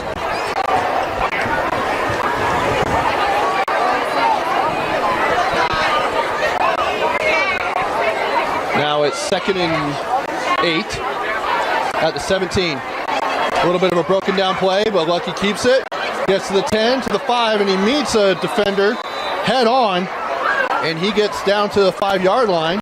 So a breakdown of the play, and he still turns nothing into something. Yeah, a good job there recognizing that there was some room over on that far sideline. On that far side, they had single coverage, no safety in the middle of the field. They had 4 on 3 on this right side, so a good job. Quarterback recognized where there was some room to run, did a good job. See if they pound it in or if they try and throw it. Handoff. That's number 7. KT Fetiliaga for Orem. A good play call there again. You're running to the weak side of the defense. Good job by the offensive line. And Orem's offensive line really looks sharp tonight. You know, other than a couple of holds, and I don't know who all the unnecessary roughness or unsportsmanlike calls were against, but the Orem offensive lines look really strong tonight. And I believe Ben Bradley's still in. And he is. Kicks that one up and is good. He's perfect on the night. And I do want to remind you that tonight's game is brought to you by Tab Bank, home of the Tab Spend Rewards checking account with 3.5 annual percentage yield on your account balance and 1% cash back on eligible purchases. But great rewards are just the beginning. Convenient online and mobile banking with no hidden or complex qualification requirements, no minimum opening balance, and no account fees. It's a big deal. Member FDIC. And we'll have Coach pick the Tab Bank helmet sticker here probably in the third quarter. You'll probably pick one. But so start thinking of who you want to give your helmet sticker to for this week, Coach. There's quite a few options out there. Yeah, there's plenty of guys to choose from. We'll take a look at it, come back to that a little bit later in the quarter. But if you're Spanish Fork now, you realize, okay, probably going to see the second team defense, JV kids. Let's go out at 0-0 offense. Let's see if we can win this quarter, win this half. Let's get some yards. Let's get in the end zone. Find anything positive that you can take from this game. And that kick goes out of bounds. So a flag comes out. So if you're Coach Smith in Spanish Fork, are you still playing your starters? Oh, yeah. Yeah? I would. I mean, because, look, there's nothing good to take away from that first half. They really got beat up both sides of the ball. And, you know, these kids, a lot of them don't have a ton of experience. And so any game action you get, and especially on a team with only 64 kids in their entire program, these are the best reps you're going to get against competition. And so you may not be playing to come back from a 56-3 deficit, but you're still playing to get your kids some experience, some good reps against quality opponents. And Warren does come out at quarterback. He's got Buck behind him. Looks like Orem. Jersey numbers, it's easy to tell he's got that cushion on his helmet. Looks like Orem still got their starters out there on D. Warren, it's caught. What a play. And beyond, that is Snow, I believe.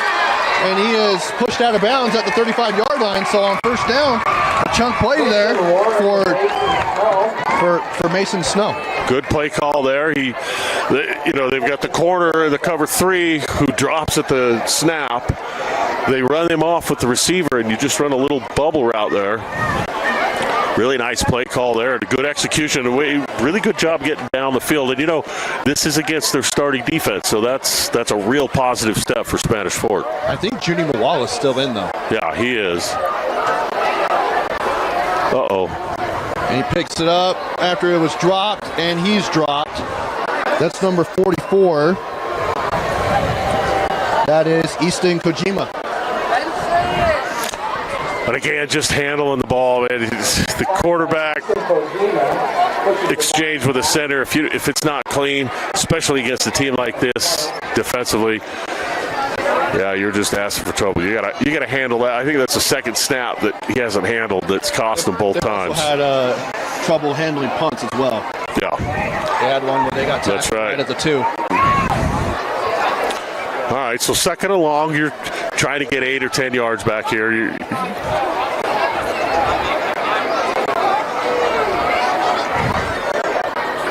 Yeah, it looks like the starters on defense are still in for Orem. Yeah, they're probably going to give him one more, this series. Typically, in a game like this, we would always give our starters one series on offense, one series on defense, and then we're gonna swap everybody out, get the kids on the sideline in the game.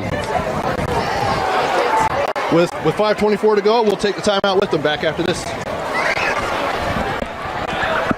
wish we had a golf course of the week I'd go play and report on it.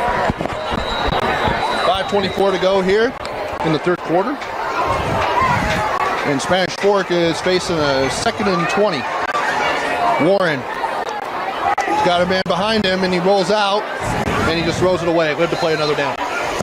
Yeah, you had to avoid 3 defenders plus the white hat. The white hat was bailing out of there as fast as he could. And again, he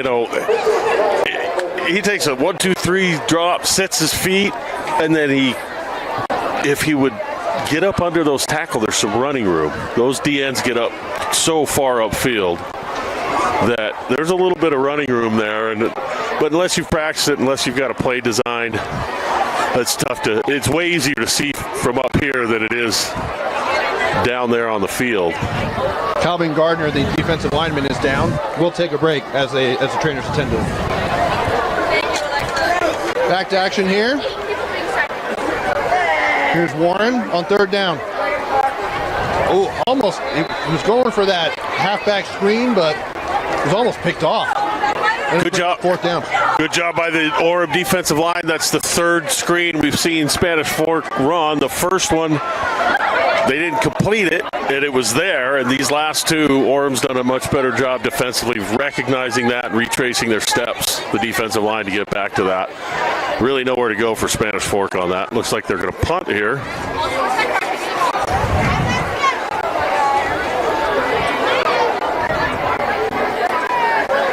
I have to say, for a game where, 56-3, Spanish Fork shows up. They have a ton of people in the stands tonight. And they're all still here, too. It's like, so pretty good. Oliver Bills gets to the 15 before being brought down. Yeah, I love the Friday nights in some of these smaller towns, Alton, Bingham, and the places where I've coached. There isn't quite the small town community, and you get that here. You get that at Springville, kind of at Maple Mountain a little bit. Payson not as much. They really haven't had much. Spanish Fork's growing too, because they were in 4A last year, going to the state championship game, and then they move up to 5A this year with realignment. They are right at the bottom of that 5A number. Yeah. So they could easily go either way, but yeah, it's a growing community. Great blocks. I believe that's Beck Coy. Another great job by the Orem receivers out there, getting on their block. They close the gap, get a body on those guys, and give their teammates somewhere to run. And so often you see receivers that kind of give a half effort when they're blocking. But tonight we've seen Orem's receivers do a great job in the open field making blocks. 2 wide at the top and the bottom of your screen. Sugataraga hands off. Goes behind his tackle. That's Oliver Bills. He gets to the 35, and there's a flag. And I believe they're going to get Matt Christensen with a hold. And as a coach, you're thinking, oh man, we just lost a 10-yard gain. But that's an effort penalty. He's out there, he's working, and it looked to me like probably he got his hand outside the shoulder pad, but that's an effort penalty, and you could live with that. You'd much rather have that than a guy that just doesn't really make an effort on the blocking side of things. At least he's trying to block on the outside. Right. And maybe it was just he held on too long. And pretty good job by Spanish Fork trying to get off of there, recognizing it was going outside, and drew that penalty. So 1st and 15. And Spanish Fork's just looking for anything they can do to stop this Orem offense. And regardless of it's the first team or the second team, Orem's scored on every drive. Yeah, they haven't punted.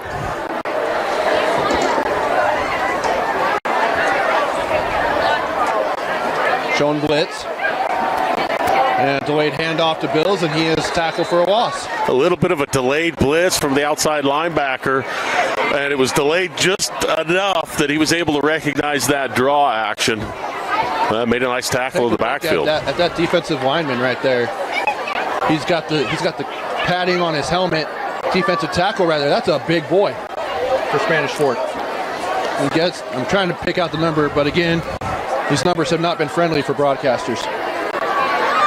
As it's now into the flat. It's number 24, Calvin Gardner, who was injured on the last drive. Good to see him back in. A little better job that time by the defensive backs from Spanish Fork. I mean, they still gave up 7 or 8 yards. Number 73 for Spanish Fork, that's Jack Parson. He's a senior, but that's a big kid. Look at him. They've got his height at 6'5". I'm guessing he's 310.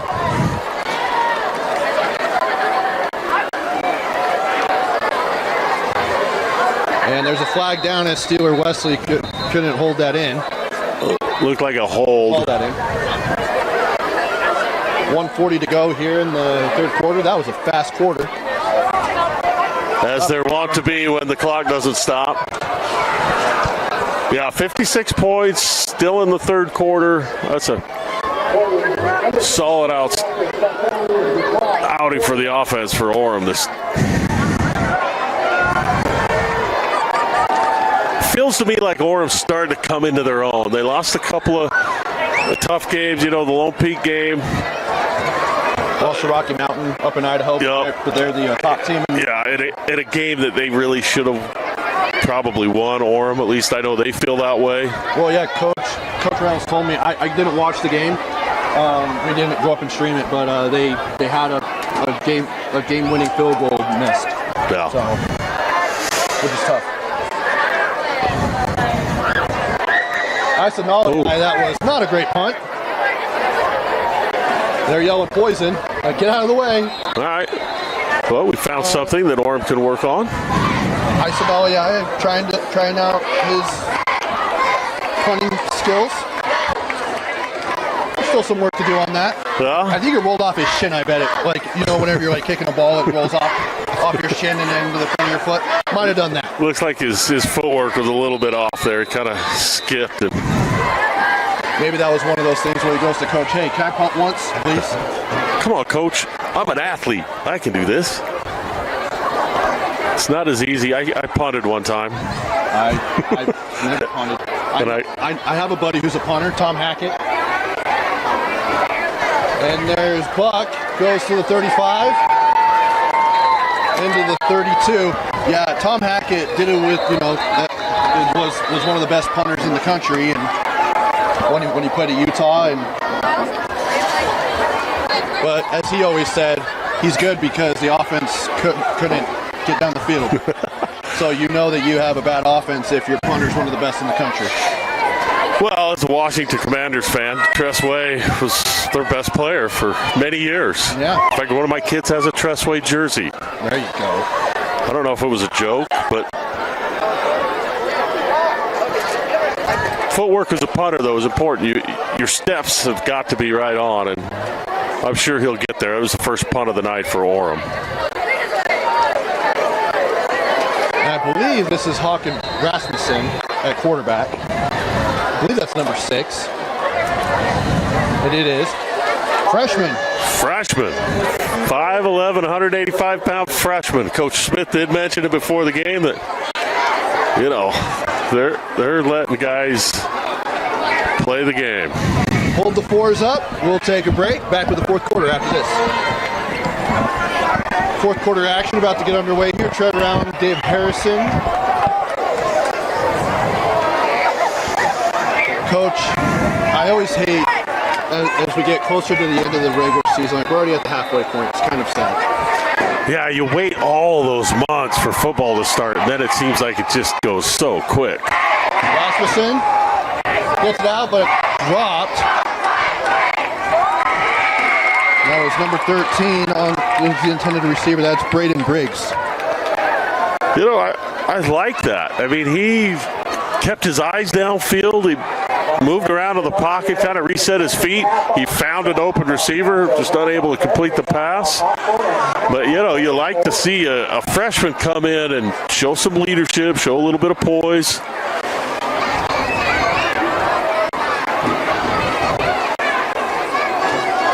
Third and 9 for the freshman.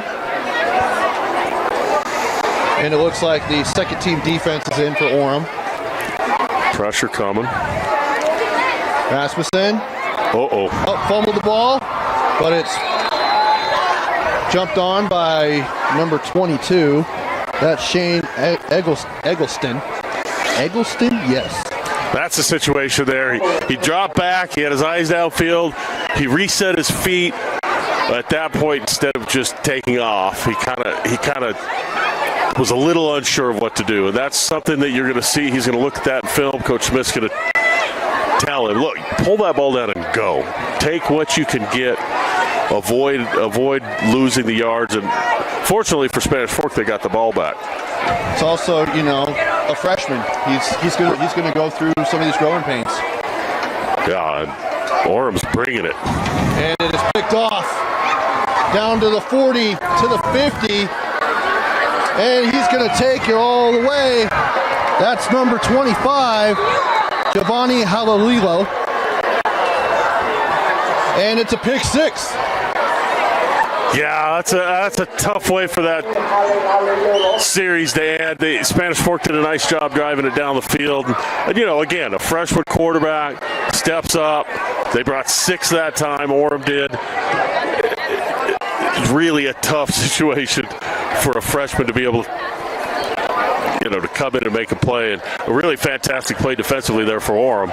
So now they get a defensive score, their first one of the night. They're up 62-3. Coach, I'm going to tell you right now, we're going to take a break after this PAT. I want to come back and give out our helmet sticker. So be thinking who you want to give it to. At least I gave you a warning. I think it's got to be Kava. Yeah. PAT is good. So we'll be right back. We'll get Coach Harrison's his helmet sticker after this here on the Rewind Sports Network. Welcome back. We're going to hand out our helmet sticker brought to you by Tab Bank. Coach Harrison, who are you going with? Man, Junior Mawala, he just completely disrupted the game. Defensive end for Orem, and as an offensive coordinator, that's always what you're looking at. Who is the guy that's going to make it the most difficult for the offense to play? And I thought it, you know, there's a lot of guys on the offense you could pick, but Mawala really dominated just about every snap he was in the ball game.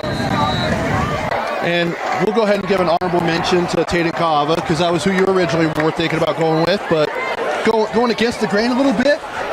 But Taden Kava was great tonight as well. Yeah, he really did a good job spreading the ball around. He made some really nice throws, a nice back shoulder throw at the goal line. He pulled it down, picked up some yards on the ground as well. Just his leadership, you could tell that he's in control of what's going on the field. And as a coach, guys like that make you a good coach, right? You know, you get a quarterback that does what you tell him to do, and then he executes it and understands it. So yeah, I'm really impressed with him. Here on first down, hands off, and he gets a few yards on first down. That is Eggleston again. Our coach's helmet sticker brought to you by Tab Bank, home of the Tab Spend Rewards checking account with 3.5 annual percentage yield on your account balance and 1% cash back on eligible purchases. But great rewards are just the beginning. Convenient online and mobile banking with no hidden or complex qualification requirements, no minimum opening balance, and no account fees. It's a big deal. Member FDIC. You know, Mawala reminds me a little bit Spencer Fano. Ooh. Having coached against him, that's kind of who he reminded me of. A little bit of Gabe Reed up at Timpview. He was another one that kind of just dominated a game. Top player? Hunter Dimmick, again, going back a ways. he single-handedly beat Alta. Snacks at Utah. Yeah, he literally beat Alta by himself when he was at Syracuse, and we were the 1 seed in the state. We'd beat everybody, and we can't beat Hunter Dimmick because he has 9 tackles for loss. And Hunter Dimmick is an all-time great at Utah. But, it just goes to show you these defensive linemen that we have in the state of Utah are top-notch. And Moala is another in the line of great defensive linemen here in the state. And at Orem High School, they just seem to reload every year with bigs. And it's starting to show because you're seeing more, I guess, powerhouse, blue blood programs here in the state of Utah that are competing out of state against some of the more quality teams around bordering states. There's kind of a bit of tradition of that over the years. In the heyday of Bingham and Alta, we would go play St. John Bosco, or Don Bosco Prep was the number 1 ranked team in the state. They came and played us here. West playing Mater Dei. Yeah, right. We went down and played Crenshaw, and there's kind of really a long history of good football programs from Utah competing really well with nationally ranked teams. Bishop Gorman, Liberty in Arizona this year. Yeah. We went down and played Liberty a few years back. That's a good program. Rasmussen, he's looking, and he's just going to keep it. Maybe he heard of what you said on that one where he was in there too long, and he just looking to run and picked up a first down. And he did a really good job. He stayed in dual threat position where he can run or he can throw, and it kept that DB sitting back. It shows a lot of poise right there. He's picking things up as he goes. I like what I'm seeing with him. And I've always been a believer of, even in any sport. I've seen it in basketball, I've seen it in football, I've seen it in other sports.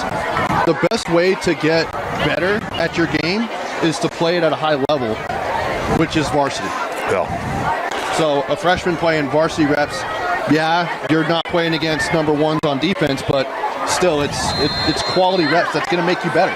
There's a good example right there. He's got a 5-step out or a 5-yard out, and he got the ball out quick. He got it out on time, and it neutralizes that pass rush. If you can get that ball out quick, which they haven't done very well tonight, but tell you what, this freshman quarterback Rasmussen looks pretty good to me.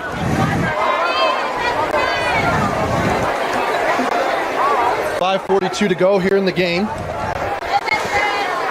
We are in a running clock situation due to the mercy rule. Now a handoff. That's number 22. Great push up there. And that is Shane Eggleston. Really strong downhill run. He hit the hole hard. Good job by Spanish Fork. They're still playing as hard as they can. They're into it. Down 60 with 5 minutes left, and they're still making good effort. I'm impressed with, as overmatched as they've been against this powerhouse Orem team. This is what you want to see as a coach. You want to see your kids compete until the end, regardless of the situation, and they're still in here, battling hard. There you go, getting a push again, and just picking up a few yards and setting themselves, starting to stay on schedule as far as the chance. Yeah, that's a good thing, and you're going to get some confidence with this, and I don't know what the starting quarterback situation will be at Spanish Fork, but boy, there's a lot to be excited about with Hawk and Rasmussen coming in and engineering a couple of good drives. He did have the pick 6, which is unfortunate, but you know what? You're a freshman, you come in, you throw a pick 6 against Orem. It's kind of going to be a funny story later in his life. Well, Warren, who is the starter right now, as Rasmussen gets out of a tackle and then and there's a flag thrown, but Warren, a face mask on there, is a junior, but he's also listed as a wide receiver. So if you think that maybe you can get Rasmussen more reps and more comfortable, maybe you move Warren out to be another weapon on the outside. And yeah, that's a really good point, because it looks like he's not, the situation isn't too big for him. He's not starstruck, and he doesn't have happy feet. He did a really good job there of getting out of some pressure. Wasn't able to get rid of the ball and ended up being sacked, and now it looks like the face mask. But a lot to look forward to anyway for Spanish Fork. I mean, they're not going to look back at this film and think how great it was, but there are things that they can pick out of here that they can build on. This is a very young team, and that is what Coach Smith told me earlier in the week. He said this is the most young and inexperienced team I've ever coached, but they're getting better every week. Rasmussen evades the blitz and is able to salvage some of it. I believe he's still behind the line. Yep. Another sack for Orem's defense, which is missed out. When it could have been 4 or 5. Yeah. Good pocket awareness. I'd like to see him maybe try and put one up over the top. If you get single coverage on the outside somewhere, give him a chance to get the ball into the end zone. I don't know that you're going to run anything over the middle that's going to be there because of the shell coverage you're getting. But if you got a big guy up top, maybe you go up there. So coming up next for both of these schools, Spanish Fork is going to drop to 1-4, 0-2 in Region 7 play, but they will be on the road against Pleasant Grove next week.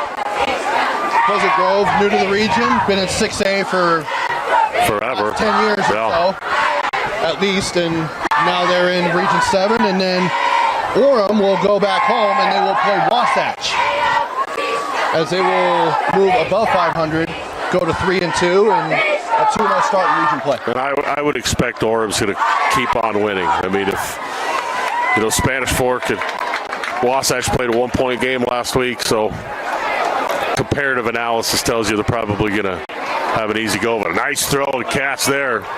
Pitch and catch on 3rd down. Gaining back some yards, but Jackson Cloward, a nice haul in there from him.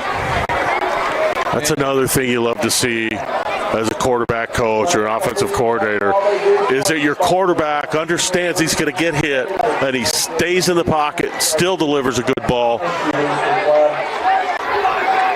A lot of good things here in this 4th quarter. Looks like they're going to go for another field goal, try and get some more points on the board. Looks a little bit better losing by 57 instead of 60. Well, I think it comes down to, hey, we scored at least, Yeah. But that kick is left and short, so no good. So 1:25 to go here in the game. We'll go and keep it here.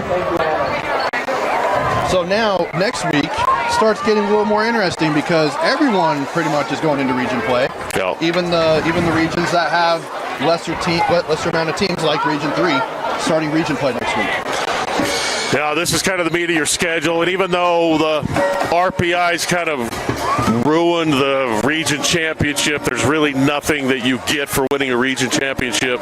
It's still something that as coaches you make it a goal in your preseason and something you work for, and I think Orem's probably going to run away with this one. I mean, I know Timpview has always, historically been a good team, but boy, Orem looks good. But you never know in a rivalry situation. Yeah. And, they don't clean up their penalties. They keep teams, little better teams going to hang around a little bit more, take advantage of those penalties. And, Orem's not going to score every time if they're giving up 15-yard unnecessary roughness or personal fouls. And so, you hope they can clean that up. Yeah, exciting. Region 3 is going to be a heck of a battle. I mean, there's some games coming up in that region that are going to be fun to see. I believe we already start next week with Warner Canyon and Lone Peak, I think, are playing each other next week. So good way to start off your region with the top 2 teams in the region. Yeah. Well, that will do it. Coach, any final thoughts? Just, I like Orem. I love the talent they've got on the field there. I think they've got to clean up some of these penalties, some of this discipline. And for Spanish Fork, Coach Smith, he knew coming into this there was a little bit of a mismatch, and that it might not be as competitive as he would like it to be, but some good things to come out of this for them, and mostly that I think they came out of this healthy, and they've got some things that they can build on. Well, that'll do it. Final score, Orem 63, Spanish Fork 3. For Josh Dodge on camera, for Dave Harrison, I'm Trevor Brown. We'll talk to you next week for high school football on the